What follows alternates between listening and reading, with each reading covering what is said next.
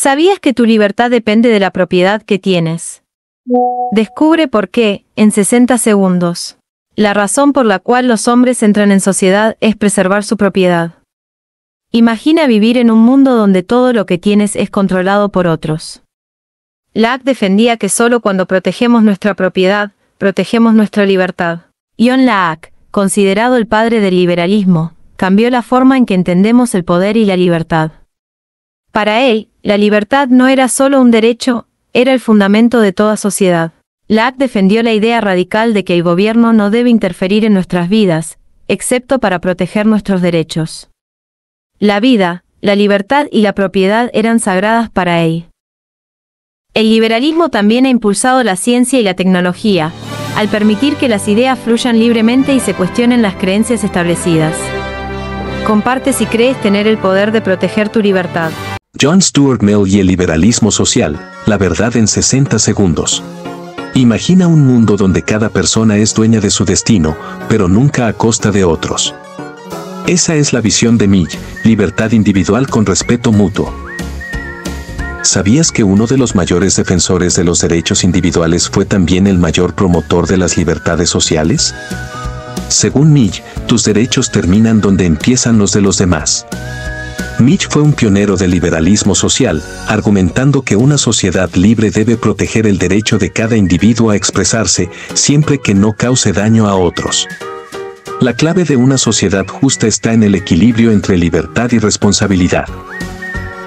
Además, Mill fue uno de los primeros en defender los derechos de las mujeres, luchando por el voto femenino y la participación política de todos, mucho antes de que esto fuera común. Comparte si crees en la libertad económica. ¿Sabías que tus decisiones de compra pueden cambiar el mundo? Descubre la verdad detrás de la economía en 60 segundos. En 1776, Adam Smith, un economista escocés, revolucionó el mundo con su obra La riqueza de las naciones.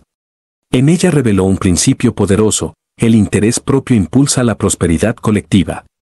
Según Smith, cuando las personas buscan mejorar sus propias vidas mediante el comercio y la producción, sin darse cuenta, benefician a toda la sociedad.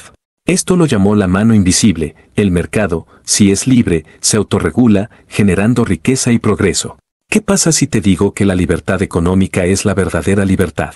Adam Smith nos enseñó que cuando las personas son libres para decidir, la prosperidad llega a todos. Esa capacidad para decidir genera no solo riqueza personal, sino también bienestar para todos. Comparte si crees en la libertad económica. Dale like y suscríbete para más ideas poderosas. Precisamente la parte medular de su libro, y probablemente la que ha herido más la susceptibilidad de ciertos sectores de los países hispanoamericanos, es que usted plantea una oposición entre esa sociedad hispanoamericana que tiene un sentido de su propio fracaso en cuanto a alcanzar esos objetivos de libertad, democracia, justicia social y desarrollo económico, en contraste con una sociedad que aquí mismo en América ha alcanzado esos mismos objetivos e inclusive ha propuesto nuevas metas, que es la sociedad de los Estados Unidos. Y se ha convertido, en el caso de su interpretación de la problemática latinoamericana, en la llave de una serie de fantasías, autojustificaciones, supuestas justificaciones de esos problemas y de esos fracasos, siempre en relación con la sociedad exitosa. No, se ve que usted ha leído bien el libro. No siempre me ha ocurrido eso de que quienes me han entrevistado hubieran leído el libro previamente. Usted ha hecho una observación muy justa, que la médula de este libro, la observación medular, como usted dijo, es la hipótesis. Doctor Rangel, al revisar su libro para esta nueva edición, ¿sintió usted la necesidad de modificar el texto poner al día algunas partes, en fin, reconsiderar lo escrito? Realmente muy poco.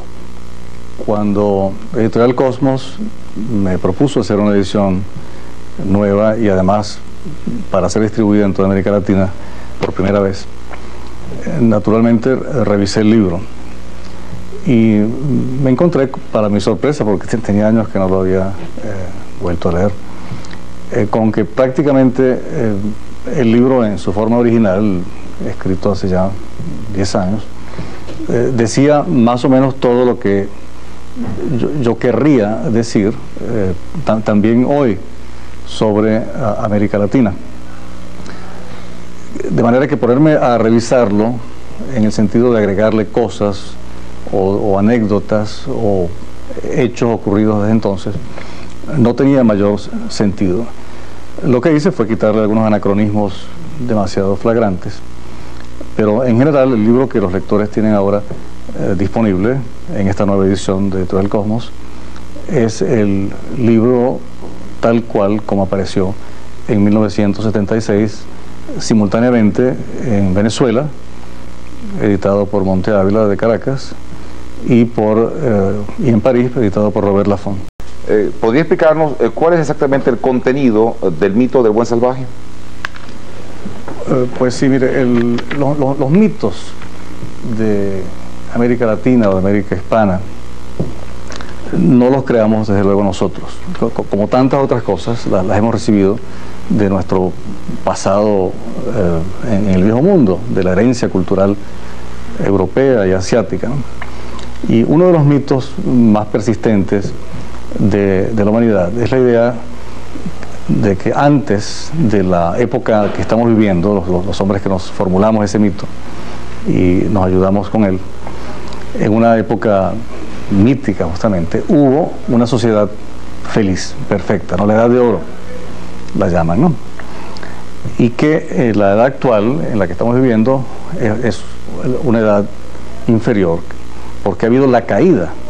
Es también el mito del paraíso terrenal, el mito de que hubo una etapa feliz del hombre, Adán y Eva, en el caso del paraíso terrenal, y que mediante no se sabe qué cosa, o sí se sabe, el pecado, el árbol de la vida y el fruto del conocimiento, o cualquier otra causa, la humanidad perdió esa beatitud natural y primitiva.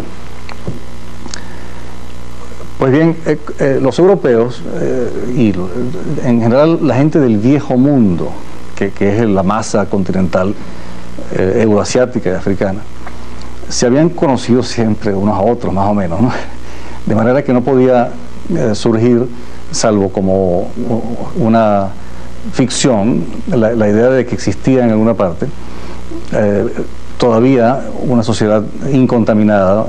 Usted afirma al comienzo de su libro que los latinoamericanos no estamos satisfechos con lo que somos, pero a la vez no hemos podido ponernos de acuerdo sobre qué somos ni sobre lo que queremos ser. Es decir, usted admite que América Latina no ha podido definir en qué consiste su esencia o identidad. ¿Se trataría de una falta de proyecto de la sociedad latinoamericana? No, realmente, no. Proyectos siempre hemos tenido.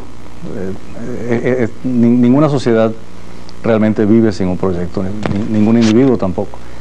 Lo que ocurre es que nuestros proyectos en América Latina no han dado los frutos que esperábamos de ellos, ¿no? La historia de América Latina o de América Española, porque yo en el libro comienzo por advertir que voy a hablar de Hispanoamérica y afirmo que Brasil, teniendo enormes identidades con el resto de Iberoamérica, es un caso el que yo no me atrevo a englobar en ciertas generalizaciones que enseguida voy a hacer. En el caso de Hispanoamérica, pues, la historia es una sola, que comienza ciertamente antes del descubrimiento, puesto que nuestra historia moderna ha integrado la historia precolombina, que incluye el periodo que llamamos colonial y que fue largo tiempo menospreciado, rechazado, pero que hoy en día está siendo revalorizado, por ejemplo, por Octavio Paz, de forma muy importante. Keynes, el economista que cambió el juego. John Maynard Keynes, uno de los economistas más influyentes del siglo XX. Keynes desarrolló la teoría económica conocida como keynesianismo, que propone que el Estado debe jugar un papel activo en la economía, especialmente en momentos de crisis, a través de políticas fiscales y monetarias. En tiempos de crisis económica, una figura se levantó con ideas revolucionarias, John Maynard Keynes, el economista que transformó nuestra forma de ver la economía. En 1936, el mundo aún sufría las secuelas de la Gran Depresión. La teoría económica clásica, que confiaba en que los mercados se autorregularon, había fallado. Keynes ofreció una solución diferente. Keynes introdujo el concepto de demanda agregada, el motor que impulsa la economía. Cuando la gente no gasta ni invierte, los gobiernos deben hacerlo, incluso endeudándose si es necesario. Propuso que en tiempos de recesión, el Estado debe gastar para crear empleo y reactivar la economía. ¿Cómo? Construyendo infraestructura, invirtiendo en educación y fomentando el consumo. Pero no todos estaban de acuerdo. Los críticos decían que esto significaba demasiada intervención estatal y riesgos de deuda insostenibles. Sin embargo, sus ideas se probaron exitosas en varias economías. Hoy, las ideas de Keynes aún son debatidas. ¿Es la intervención del Estado una solución o un problema? Eso lo dejamos a tu juicio. John Maynard Keynes, el hombre que desafió al mercado y cambió la economía para siempre. Teoría general de la ocupación, el interés y el dinero de Keynes. Entonces, miren ese rostro. ¿Hacía falta que lo mezclaras con mis libros? ¿A Keynes? A esa basura de libro. Esto es un libro tradicional de las... Ese libro yo lo llamo la basura general. ¿Por qué? Ese libro, digamos, primero, si vos vas al prefacio de la edición en alemán, que lo tenés en esa versión... ¿Lo leíste, lo estudiaste este libro? Yo lo estudié 5 veces, ese libro. 5 veces. La gran mayoría de los economistas argentinos no lo leyeron una vez. Yo lo leí 5 veces. Es un panfleto dedicado a la corporación política. Keynes era parte de la corporación política. Keynes escribió un libro a beneplácito de políticos mesiánicos y corruptos. Pues mira, te lo voy a dar con un ejemplo, digamos, de las cosas farabulosas que tiene ese libro, al margen de que ahí le canta una oda a Hitler, ¿sí? Porque le canta... Comparte si crees en la libertad económica. ¿Te has preguntado por qué algunos sistemas siempre fracasan? Para Ayn Rand, la respuesta es, están basados en la fuerza. ¿Qué pasaría si un solo hombre decidiera detener el mundo? En su obra maestra La rebelión de Atlas, Ayn Rand imaginó un mundo donde los genios y emprendedores, aquellos que sostienen el progreso, simplemente desaparecen. Rand no solo escribió una novela, lanzó una advertencia: si sigues ahogando a los individuos más productivos bajo regulaciones y altruismo forzado, el mundo colapsará. El mensaje de Ayn Rand es claro: el individualismo es la clave del progreso. El capitalismo y la libertad de los grandes pensadores no son enemigos de la sociedad, son su salvación. Su filosofía es profundamente antiestatista, argumentando que el gobierno debería limitarse exclusivamente a la protección de los derechos individuales a través de la policía, los tribunales y las fuerzas armadas. Comparte si crees en la libertad económica. Bertrand de Jouvenel pregunta por qué los intelectuales son atraídos por el socialismo. Bertrand de Jouvenel, un joven idealista que al principio coqueteaba con el socialismo, se dio cuenta de algo aterrador: el poder, una vez creado, no se detiene. En su obra Du Pouvoir, descubrió que el Estado siempre busca más control, incluso cuando promete proteger tu libertad. Bertrand de Jouvenel desarrolló un artículo precioso explicando las razones por las cuales el intelectual generalmente, y salvo honrosas excepciones, está siempre orientado en contra del proceso de cooperación social basado en el mercado. Bertrand describe 3 motivos del porqué. 1. Desconocimiento teórico del proceso de mercado. Los intelectuales se dan muchísima importancia, piensan que han estudiado mucho, pero la mayor parte de ellos son unos completos ignorantes en lo que se refiere a la ciencia económica. 2. La soberbia. El intelectual piensa que sabe mucho más que el resto de sus conciudadanos porque ha estudiado mucho, logrando obtener títulos en diferentes carreras, o porque ha leído muchos libros, porque va a muchas tertulias y conferencias. 3. El resentimiento y la envidia. Bertrand se da cuenta que el intelectual se encuentra en una situación muy incómoda en el mercado. En la mayor parte de las circunstancias observa que el valor de mercado de lo que él aporta al proceso productivo es muy reducido. Escribe unos libros y no lo compra nadie. Pero personas como Elon Musk, Bill Gates, Mark Zuckerberg, Steve Jobs son unas basuras delante de ellos porque nunca estudiaron en una academia letrada, porque se dedicaron a producir algo que las masas ocultas demandan. La primera, ser socialista por ideología. Aquí hay un pequeño núcleo de la población, aquellos que son conscientes de su socialismo, que creen en él, que lo enarbolan a los cuatro vientos, son los falsos intelectuales como... Luego están los que lo son por inercia. Aquí se concentra una gran mayoría de la población mundial. Son aquellos que independientemente de que crean o no crean en el socialismo, se comportan como socialistas. ¿Por qué? Porque aunque nadie les mande, ellos están deseosos de obedecer y buscan jefes y patrones donde no los hay. Se van y miran al Estado y piden derechos, regulaciones, controles, rigideces, con tal de sentirse seguros en la mano de un patrón. En tercer lugar están los que lo son por ignorancia. Aquí se esconden muchos falsos proliberales y procapitalistas que en realidad tienen un corazón socialista. Son esos que enarbolando la bandera de la libertad luego justificaron los confinamientos o se autocensuran ante lo políticamente correcto por miedo a perder sus prebendas o privilegios. Comparte si crees en la libertad económica. Dietrich Bonhoeffer reflexiona sobre la estupidez durante su encarcelamiento en 1943 en plena Segunda Guerra Mundial. Como una sociedad entera pudo ser cómplice activa o pasivamente de actos que contradicen los principios básicos de humanidad y moralidad, aquí es donde introduce su célebre tesis sobre la estupidez. Cuando el régimen nazi comenzó a controlar las iglesias alemanas, Bonhoeffer alzó la voz contra la corrupción del cristianismo por la ideología nazi. Fue uno de los fundadores de la Iglesia Confesante, un movimiento que se opuso a la influencia de Hitler sobre la fe. No considera la estupidez como una característica innata, ni como un defecto de capacidad intelectual. En cambio la ve como un fenómeno no ético y relacional que surge en condiciones específicas, particularmente bajo la influencia del poder. La estupidez es peligrosa no porque carezca de inteligencia, sino porque combina la incapacidad para razonar críticamente con una peligrosa tendencia a aceptar dogmas, órdenes o creencias sin cuestionarlas. Cuando un grupo o un individuo se somete al poder, tiende a renunciar a su autonomía crítica no porque carezca de capacidad para pensar, sino porque deja de utilizarla. Este proceso ocurre tanto en individuos como en sociedades enteras donde el poder utiliza propaganda, intimidación o manipulación emocional para instaurar un conformismo acrítico.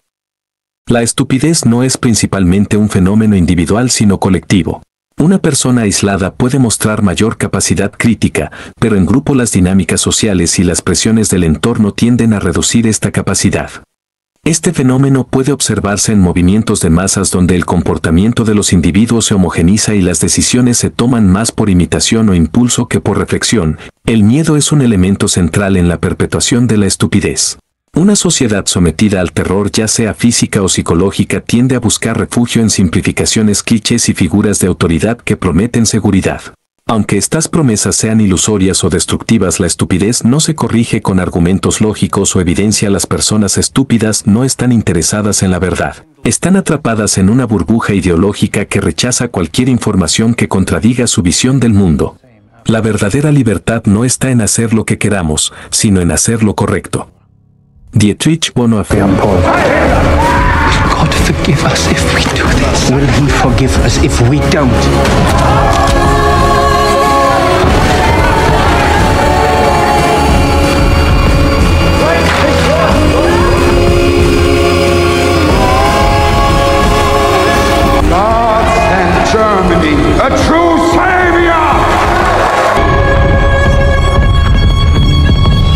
Comparte si crees en la libertad económica. Karl Menger y la rebelión de las ideas económicas. Todo comenzó en el año 1867 en Viena. Los economistas creían que el valor de un bien dependía de cuánto trabajo costaba producirlo. Para ellos, el esfuerzo y las horas invertidas determinaban cuánto valía algo. Karl Menger descubrió que el valor de un bien no depende de su costo, ni del trabajo necesario para producirlo. sino de la valoración subjetiva que hacemos del mismo y que esta valoración depende de infinitos factores, que no se pueden controlar con fórmulas matemáticas. Así es como en el año 1871 anunció su teoría subjetiva del valor. ¿Alguna vez te has preguntado por qué pagarías más por un café en una cafetería elegante que en un lugar común? Es el mismo café, pero para ti, la experiencia, el ambiente o simplemente como lo percibes, lo hace más valioso. Lo que es valioso para ti podría no serlo para otros. El valor no está en el producto, está en ti. Comparte si crees en la libertad económica. Carlos Rangel, el referente libertario más importante del siglo XX. A mí me decía Federico von Hayek en una entrevista que yo le hice en Caracas y que está publicada como apéndice de mi más reciente libro del tercermundismo, que los políticos siempre están un poco a la saga, van detrás de las ideas, que es lo ocurrido con el socialismo. Y conquista una cantidad de gente como periodistas, como maestros de escuela, lo que llama Hayek los diseminadores de ideas de segunda mano. Y entonces eso se enseña en las escuelas y está implícito, está entre líneas en toda la información que uno lee en los periódicos, etc. Y los políticos, de luego, se apoderan de esa idea. La reacción contra el socialismo es una reacción de un cuerpo que se quiere defender de una enfermedad. Esta reacción contra el socialismo es hoy en día el pensamiento de los más lúcidos y más importantes pensadores de nuestra época, desde hace 50 años, desde hace 40 años. Libertad en marcha. ¿Cuál es el papel adecuado del gobierno en la economía? El papel del gobierno es ser el estabilizador en una economía inherentemente volátil.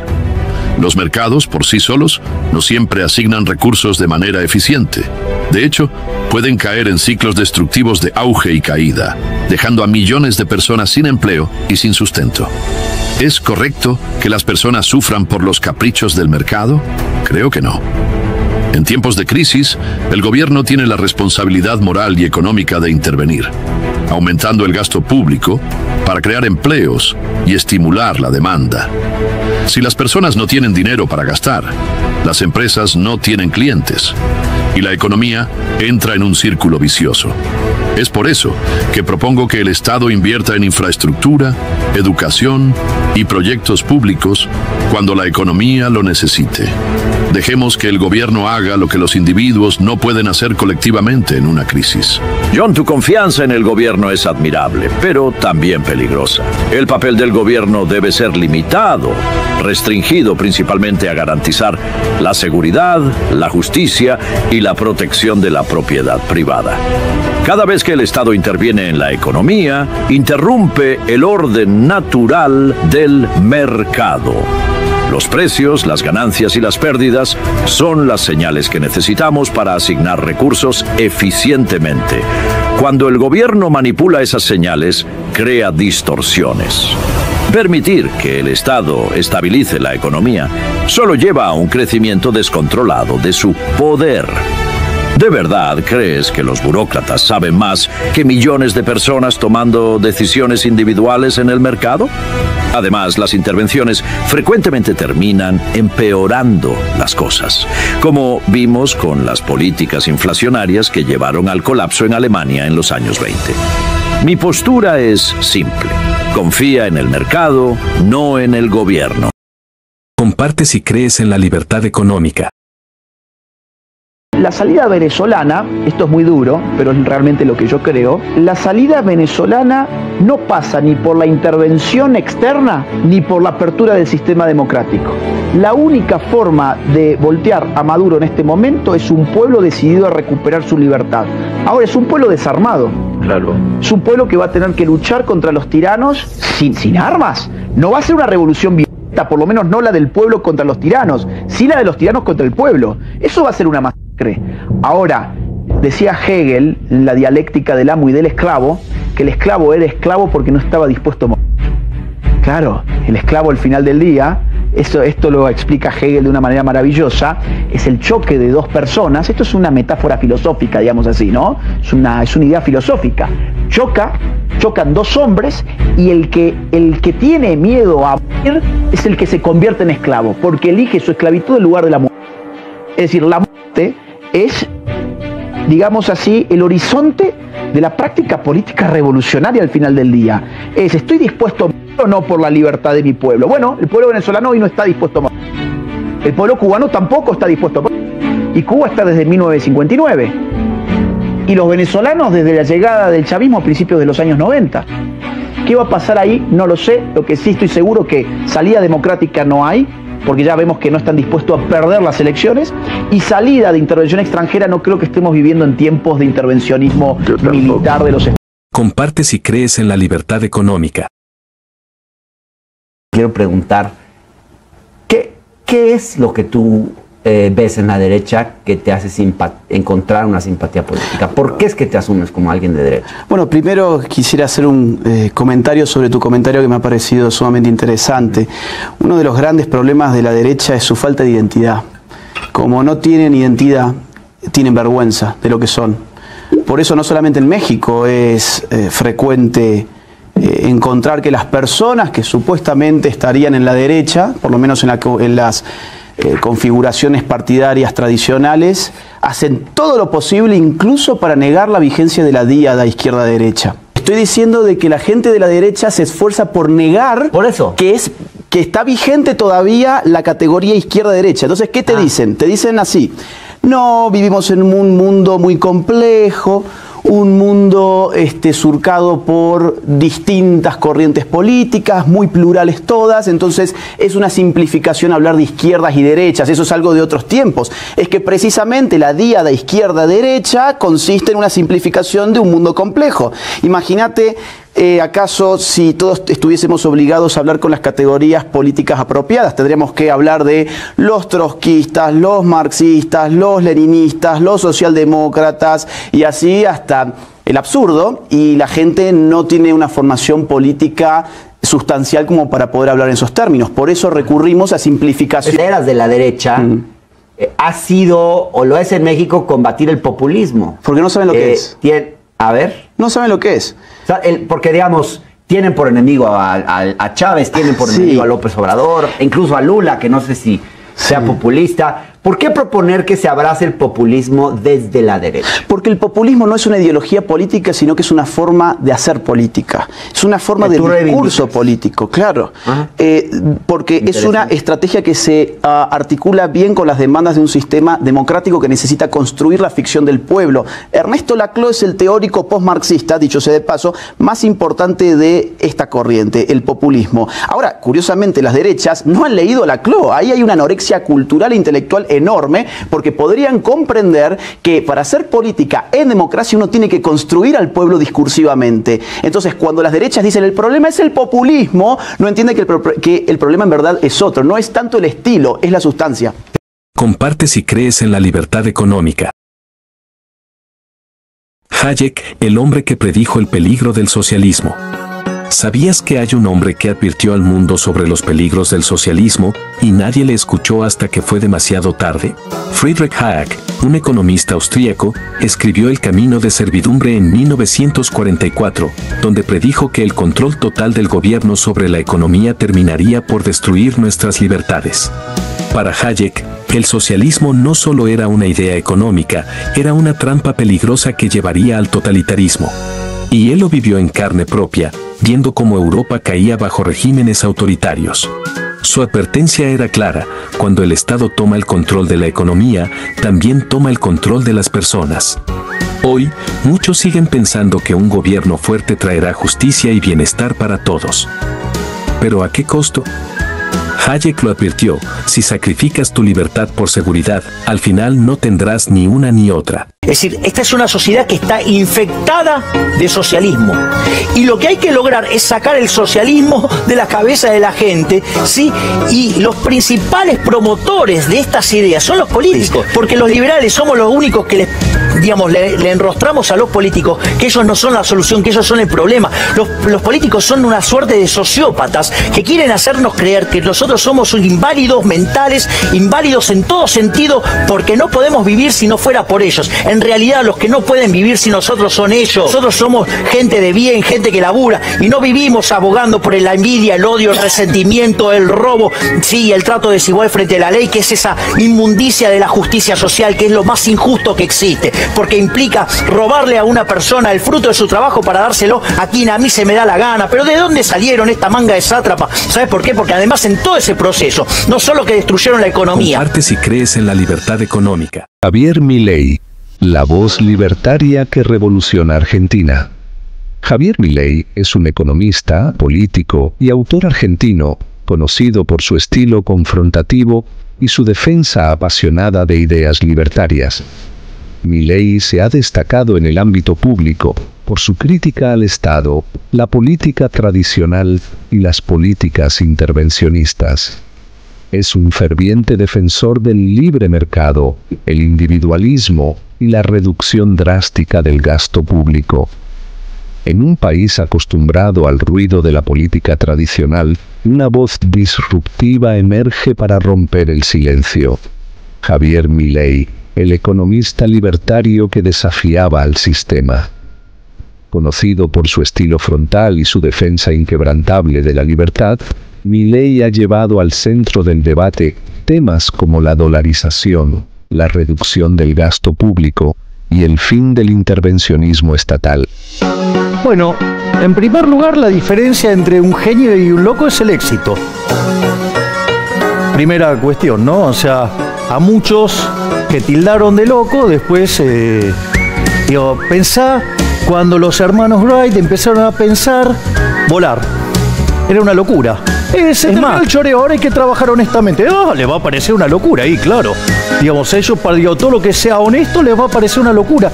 Y eso no hay diferencia entre el oficialismo y la pseudo-oposición. El problema de la Argentina es el peso de un Estado gigantesco que asfixia al sector privado.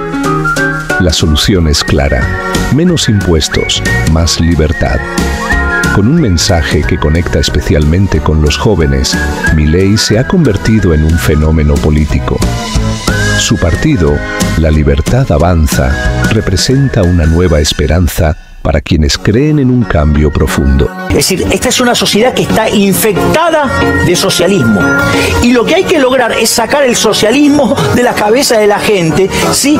Y los principales promotores de estas ideas son los políticos, porque los liberales somos los únicos que le enrostramos a los políticos que ellos no son la solución, que ellos son el problema. Los políticos son una suerte de sociópatas que quieren hacernos creer que nosotros somos inválidos mentales, inválidos en todo sentido, porque no podemos vivir si no fuera por ellos. En realidad, los que no pueden vivir sin nosotros son ellos. Comparte si crees en la libertad económica. La corrupción es inherente a la existencia del Estado, no al sector privado. ¿En qué sentido? Porque cuando vos en el sector privado tenés algo corrupto, supongamos que yo tengo un comprador infiel, por decirlo de alguna manera, en una empresa. Entonces, ¿qué es lo que está haciendo? Está comprando más caro de lo que debería. Eso quiere decir que en un sistema de competencia, ¿qué es lo que pasaría? Podría ingresar otro agente con un mejor precio o una mejor calidad o una combinación de ambos y lo mandaría a la quiebra. Es decir, que si vos tenés corrupción en el sector privado, está bien que quiebres por ineficiente. Ahora, ¿qué es lo que pasa? En el Estado esa situación es distinta. ¿Por qué? Porque como el Estado se financia con una fuente compulsiva de ingresos llamada impuestos, porque no los pagás voluntariamente, o sea, lo pagás a punta de pistola, entonces la corrupción es inherente a la existencia del Estado. ¿Por qué? Porque lo haga bien o lo haga mal, va a seguir cobrando. Entonces, digamos, la corrupción es inherente a la existencia del Estado. ¿Por qué? Porque en el propio proceso de mercado, en el sector privado, se limpia. Comparte si crees en la libertad económica. Recuerdo que una de las personas que trabajaba en mi equipo me sugirió leer un artículo de Murray Newton Rothbard que se llama Monopolio y Competencia. Lo recuerdo como si fuera hoy. Cuando terminé de leer el artículo dije: todo lo que enseñé de estructura de mercado en los últimos 20 años en los cursos de microeconomía está mal. Eso me generó una conmoción interna muy fuerte. Llamé a esta persona que trabajaba conmigo y me recomendó un lugar donde comprar libros de escuela austríaca, y ahí compré por lo menos 20 o 30 libros que los fui a buscar un día sábado y cuando conocí la librería estaba fascinado con el material que había, así es que volví al otro día haciendo la cuenta con el dinero que tenía que pagar para la comida de mi perro, o sea, de mi hijo de 4 patas, y lo que tenía que gastar en taxi para ir al trabajo y para comer, y el resto me gasté toda la plata en más libros, y ahí empecé a leer de manera muy intensa. Recuerdo, por ejemplo, lo que fue la experiencia de leer La acción humana de Mises, un libro que yo directamente no conocía, y recuerdo que al fin de semana siguiente empecé a leerlo desde la primera hoja y no paré hasta terminarlo, y eso fue una verdadera revolución en mi cabeza.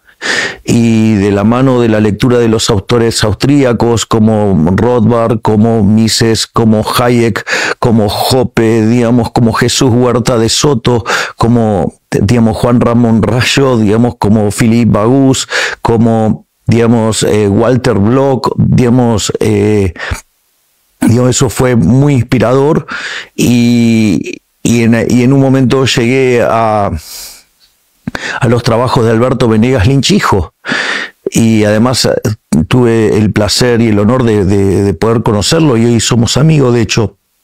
Entonces, eso fue lo que me abrió el camino a las ideas de la libertad. Otro libro que también me influyó, pero muchísimo, que tuvo un impacto enorme, fue cuando leí Los principios de economía política de Menger.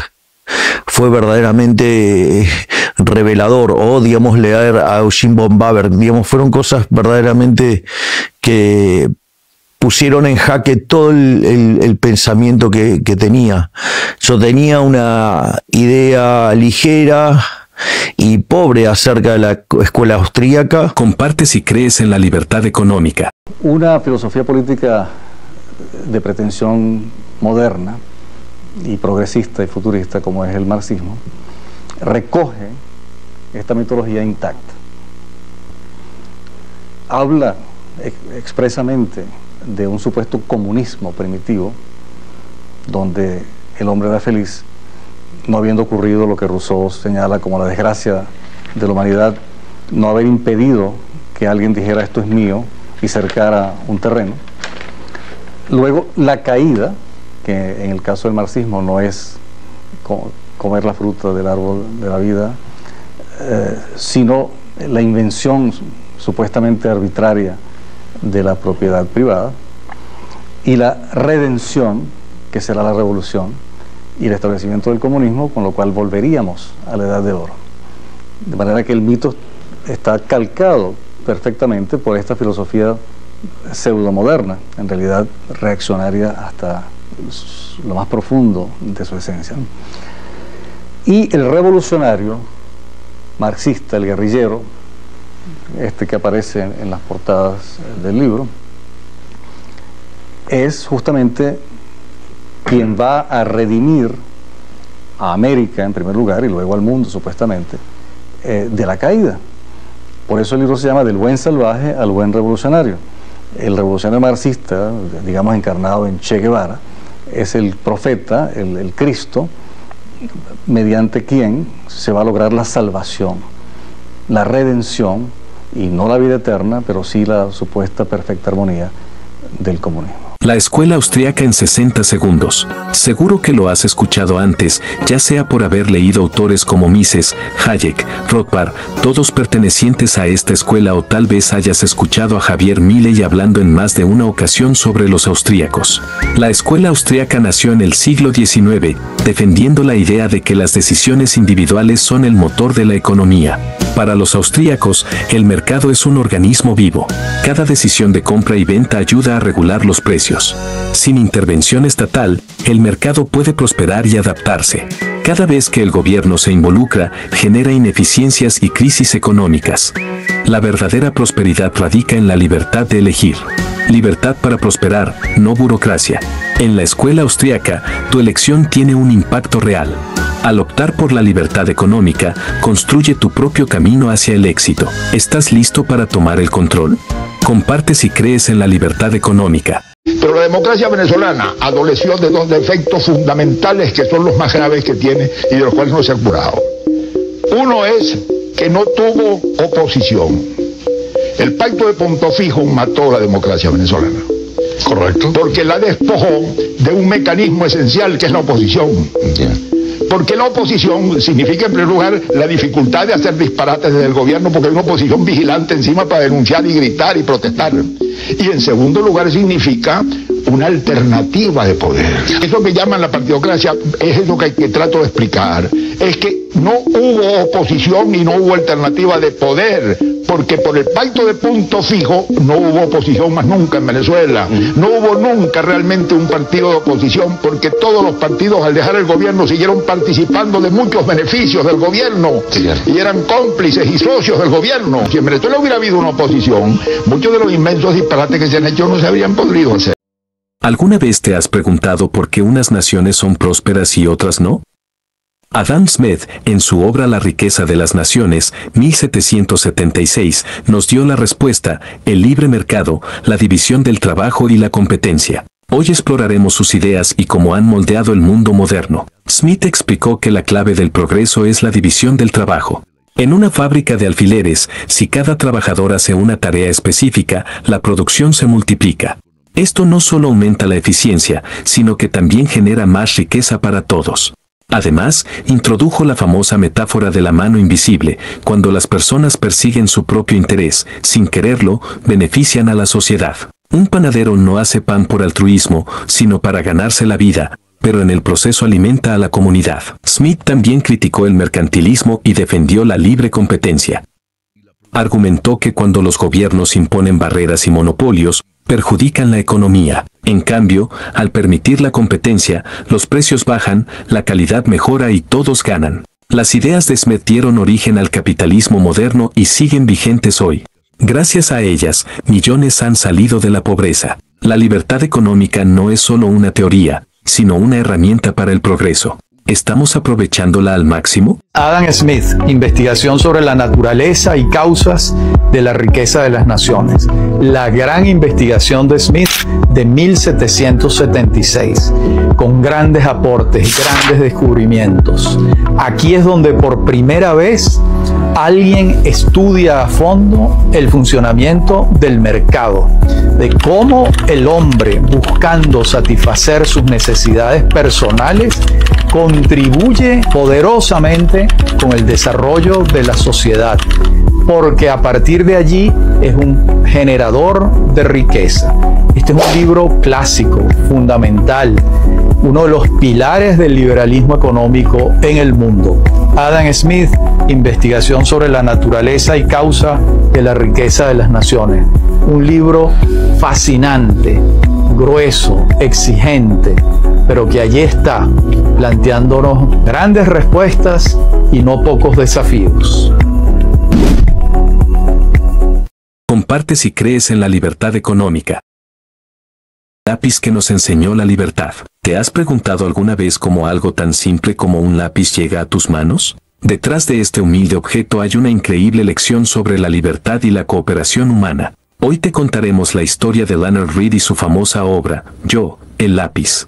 La producción de un lápiz implica la cooperación de personas en todo el mundo, leñadores, mineros, transportistas, etc., que trabajan sin conocerse y sin que nadie los dirija directamente, todo gracias al sistema de precios y la coordinación del mercado libre. Leonard Read fue un defensor del liberalismo clásico y fundador de la Foundation for Economic Education. Su misión, explicar cómo la libertad individual y los mercados libres transforman el mundo. En 1958, escribió un ensayo titulado Yo, el lápiz, que desde entonces ha inspirado a millones. Leonard Read, defensor de la libertad y fundador de la FEE. Libertad individual, creía que la libertad individual es esencial para el progreso humano y que la intervención gubernamental debe ser mínima. Espontaneidad del mercado, enfatizaba cómo el mercado libre permite una cooperación voluntaria y espontánea entre individuos para satisfacer necesidades mutuas. Educación para la libertad, consideraba que educar a las personas sobre los principios de la libertad era clave para preservar una sociedad libre. Responsabilidad personal, promovía la idea de que cada individuo tiene la responsabilidad de actuar éticamente y contribuir a una sociedad más libre. Yo, el lápiz cuenta la historia de cómo un lápiz es creado. No hay una sola persona en el mundo que sepa fabricarlo completamente desde cero. Desde los leñadores en los bosques que talan los árboles, pasando por los mineros que extraen el grafito y el caucho que proviene de plantaciones lejanas, hasta los transportistas que lo llevan a las tiendas. Cada paso involucra a miles de personas que nunca se conocerán. Todo esto ocurre gracias a algo mágico, el mercado libre. Sin órdenes centralizadas, las personas colaboran espontáneamente, guiadas por su propia búsqueda de bienestar y las señales de los precios. Leonard Read nos mostró que la libertad no solo es un ideal, es un motor que permite la cooperación, la innovación y el progreso. El socialismo toma y redistribuye la riqueza, pero es totalmente incapaz de crearla. Leonard Read. Cada lápiz cuenta una historia de libertad. ¿Qué podríamos lograr si dejamos más aspectos de nuestra vida? ¿Siguen el mismo camino? Un simple lápiz, una poderosa lección. ¿Qué tan lejos puede llegar la libertad? Tú decides. Comparte si crees en la libertad económica. Hola, ¿cómo están mis amigos liberales y libertarios? Soy Hervis Medina, fundador de La Libertad en Marcha, un movimiento filosófico constante que se va a dedicar a diseminar las ideas de la libertad a través de la alfabetización política y económica. Su fundador es William Bravo y mi persona Hervis Medina, con la misión de llevarles a ustedes todo el material literario sobre economía y política. Cómo han sucedido las cosas en la historia desde el año 1900 hasta 1924. Vamos a desnudar las mentiras que han hablado la partidocracia durante más de 60 años. Y esto no solo dicho por mí, sino dicho por Arturo Uslar Pietri, quien puede conseguir el video aquí arriba, en una entrevista que se le hiciera en el año 1996 a los 93 años, hablando de todos los errores que ocurrieron en la Cuarta República. Es, repito, un movimiento filosófico liberal que utiliza como herramienta principal un arma que todos tenemos. Y no tengáis miedo por decirlo del arma, porque el arma son las redes sociales, es el teléfono, es la computadora. Si nosotros logramos a la inversa de lo que hizo Gramsci con el socialismo, podemos lograr que el liberalismo, el libertarismo llegue a cada uno de los venezolanos en nuestro país, porque la batalla es la diseminación de las ideas de la libertad a través de la información, de la cultura, de los talleres, de, digamos, videos en las redes sociales, así como lo diría y lo escribiría Mises en el libro de la acción humana, que es el primer libro que les recomiendo. Si no lo tienen a mano, ustedes me indican a través de la cuenta y yo gustosamente se lo enviaré vía electrónica a través de Google Drive. Ludwig von Mises, el economista que predijo el colapso del socialismo en 60 segundos. ¿Sabías que un solo hombre predijo el colapso de todos los regímenes socialistas antes de que siquiera existiera? En 1920, Ludwig von Mises, un economista austriaco, lanzó una advertencia que sacudiría al mundo. En su famoso ensayo El cálculo económico en el socialismo, afirmó que el socialismo estaba destinado a fracasar. ¿Por qué? Mises explicó que, sin precios libres, no hay manera de saber cómo distribuir los recursos. Los planificadores centrales, sin el mercado, no pueden saber cuánto producir ni cómo organizar la economía. ¿Sabías que cada vez que compras algo, estás votando por tu libertad? El mercado libre es la única institución donde cada individuo puede decidir por sí mismo. En el mercado, cada decisión de compra es un acto de libertad. Vota por tu libertad con cada decisión. Comparte si crees en la libertad económica. Luis Alberto Machado, Despertar de la mente y cerebros libres. ¿Y si te dijera que la inteligencia no es un privilegio de unos pocos, sino un potencial infinito en todos nosotros? Esta fue la visión del Dr. Luis Alberto Machado, el hombre que desafió la idea de que la inteligencia es fija y limitada. Luis Alberto Machado nació en Venezuela y desde joven mostró un profundo interés por la educación, la filosofía y el desarrollo humano. Como abogado y político, entendió que el verdadero cambio no estaba solo en las leyes, sino en el poder de la mente humana. En los años 70, se convirtió en ministro de Inteligencia del gobierno de Luis Herrera Campins. Porque mira, Venezuela va, desde el punto de vista del Estado, administrativamente, cada día peor, y los servicios públicos están en colapso total. Y eso se debe a que no hemos formado a los venezolanos. Por eso que digo que la educación no es el problema fundamental, no es el problema prioritario. La educación es el único problema del país. Si tú no resuelves el problema de educación, no resuelves nada. Iremos peor, peor y peor. Y si resuelves el problema de educación, resolverás todos los problemas. Te pongo este ejemplo. Suponte un gobierno que construye todas las viviendas para todos los venezolanos, dota todos los hospitales, logra construir todas las carreteras que necesitamos, y las cloacas y los acueductos, y deja la educación como está, y sigue la educación empeorando. Y si no se hace algo radical como lo que yo quiero hacer, seguirá la educación de mal en peor. Hay que hacer un cambio radical absoluto y utilizar, como digo, los medios de comunicación social como el instrumento fundamental del desarrollo y de la educación del pueblo. Ahora, si eso no pasa, ¿qué va a suceder? Que la educación seguirá igual, que los venezolanos seguirán. A la historia de la civilización occidental que escribió Hugh Thomas, lo siguiente. Yo creo que si mi amigo Hugh Thomas reescribiera de nuevo su excelente e inacabada historia del mundo, anotaría que a principios de la década de los 80, el venezolano Luis Alberto Machado ensayaba en su país el más fantástico y audaz experimento social de los tiempos modernos, una inmaculada revolución de la pedagogía contemporánea. Siendo el primer líder en el mundo en promover la inteligencia como política de Estado. Su obra más influyente, La Revolución de la Inteligencia, rompió con la visión tradicional de la educación. Machado defendía que la inteligencia no es un talento innato exclusivo de unos pocos, sino una capacidad que todos podemos desarrollar con el estímulo adecuado. Sus ideas influyeron en programas educativos en Venezuela y más allá, demostrando que con entrenamiento mental, cualquiera podía mejorar su pensamiento crítico, su creatividad y su capacidad para aprender. Su visión desafió el escepticismo de su época y sigue inspirando a educadores, científicos y líderes en todo el mundo. La inteligencia puede y debe ser desarrollada. Hoy sabemos que la inteligencia no es un destino, sino un viaje. ¿Estás listo para descubrir tu verdadero potencial? Milton Friedman, el hombre que cambió el curso de la economía mundial en 60 segundos. ¿Sabías que la libertad económica es la clave de tu libertad personal? Milton Friedman lo dejó claro hace décadas. Friedman lo entendió mejor que nadie. Cuando el gobierno trata de controlar la economía, no solo afecta tu bolsillo, también amenaza tu libertad. Fue un crítico de la intervención del gobierno en la economía, argumentando que el libre mercado es el mecanismo más eficiente para asignar recursos y generar prosperidad. Friedman decía: no existe almuerzo gratis. Refleja que las políticas socialistas prometen beneficios que no pueden financiar sin consecuencias. Si alguien te ofrece todo gratis, es porque alguien más está pagando por ello. Entre sus aportes conocidos está su apoyo a políticas como los vouchers educativos, que permiten a los padres elegir las escuelas de sus hijos en lugar de depender de las instituciones públicas.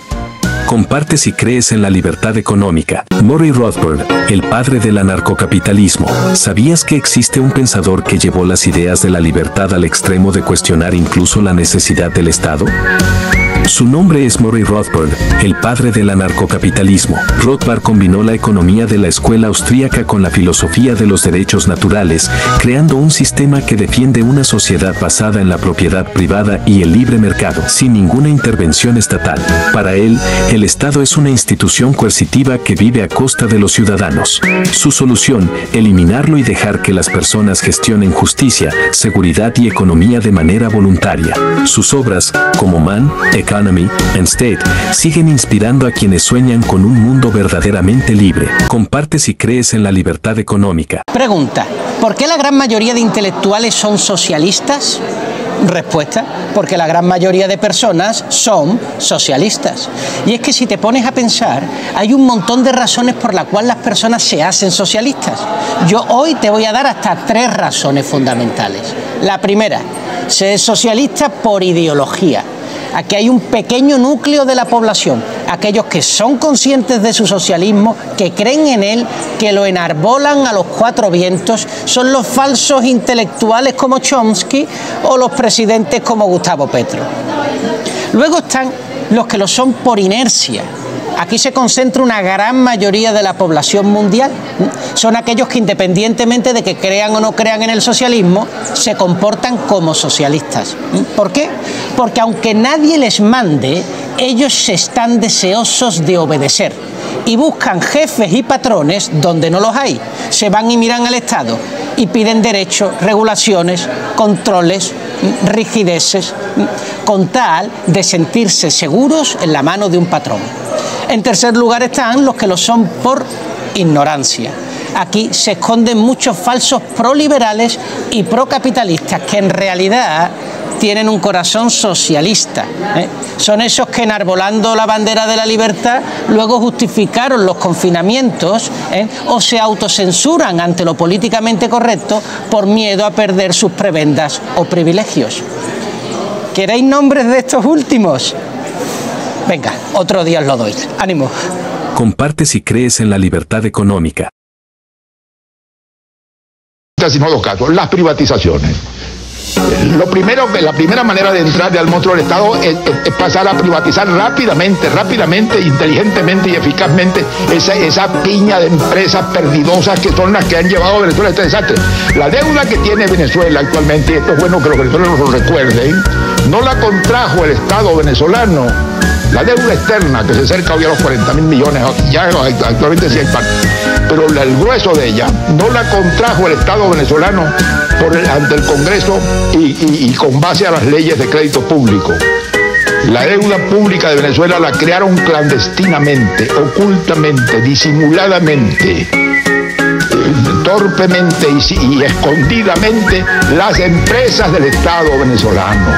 Y una buena mañana los venezolanos nos despertamos sabiendo que debíamos 30.000 millones de dólares a 400 bancos del mundo entero que nos heredaron, nos entregaron como regalo de Pascua a las empresas venezolanas. ¿Y por qué tanto miedo? Bueno, en primer lugar, separar la política de la gerencia y por eso privatizar. Esas empresas deben pasar a ser propiedad privada, a ser propiedad de empresas que realmente sean empresas. ¿Y por qué le tienen tanto miedo a la privatización, al término de porque vive mucha gente de la no privatización, mi querido amigo. Hay mucho interés ligado con la no privatización. Pasado, mi querido amigo, y esto es bueno que lo tengamos en cuenta, de vivir en una economía subsidiada que nos daba a todos para vivir, a vivir en una crisis subsidiada que en alguna forma nos está dando a todos para seguir viviendo, y ese es el gran riesgo que estamos corriendo. Comparte si crees en la libertad económica.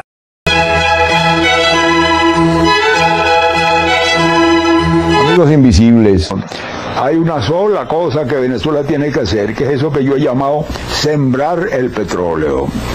Es decir, esa es una riqueza transitoria, que no la producimos los venezolanos, que la recibe el Estado por un azar de las leyes y que la distribuye a su leal saber y entender, generalmente de una manera muy paternalista y muy poco práctica.